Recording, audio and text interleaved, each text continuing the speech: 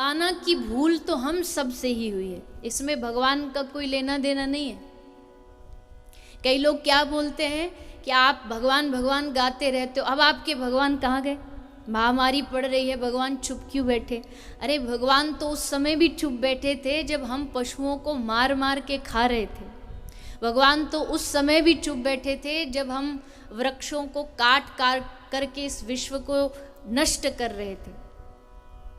भगवान कुछ नहीं बोलते। जैसे एक परीक्षा चलती है, जब एग्ज़ाम चलता है तो जो एग्जामिनर होता है, मास्टर जी जो होते हैं, वो राउंड लगाते रहते पूरी क्लास में, कोई चीटिंग तो नहीं कर रहा, कोई एक दूसरे के में झांक तो नहीं रहा, तो देखते रहते हैं घूम घूम करके, और झांक के देख भी लेते हैं कि कितने पन्ने भर दिए, कितने बाकी हैं, और ये भी देख लेते हैं कि उत्तर सही लिखा है या गलत लिखा है।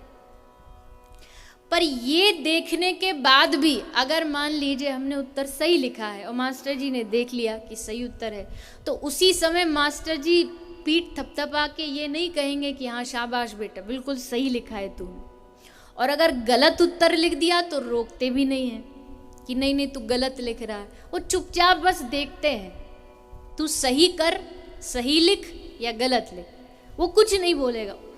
मास्टर जी का काम शुरू कब होगा? जब वो कॉपियां मिल जाएंगी और जब उनको चेक करने का समय आएगा, फिर वो नंबर देंगे, फिर बताएंगे कि कौन सा सही है और कौन सा गलत है। तो ठीक उसी प्रकार ठाकुर जी भगवान बैठे बैठे बस देखते हैं मानव को, तू अच्छा करे या गलत करे, भगवान टोकेंगे नहीं। पर जब उसके परिणाम का समय आएगा, रिजल्ट का जब समय आएगा, तो वो रिजल्ट केवल और केवल भगवान के ही हाथ में होता है। तो माना कि हम सबकी ही भूल थी, हम सब ने ही कुछ ना कुछ अपराध किए हैं, जिसका परिणाम आज ये है कि हमें इतनी बड़ी आपत्ति, इतनी बड़ी, आप सोच के देखिए, सांसों के लिए हम तरस रहे हैं, चारों तरफ हाहाकार मचा, और कुछ चित्र तो ऐसे देखने में आ जाते हैं कि देख करके बस दिल से एक ही प्रार्थना निकलती है कि हे गोविंद रक्षा करो।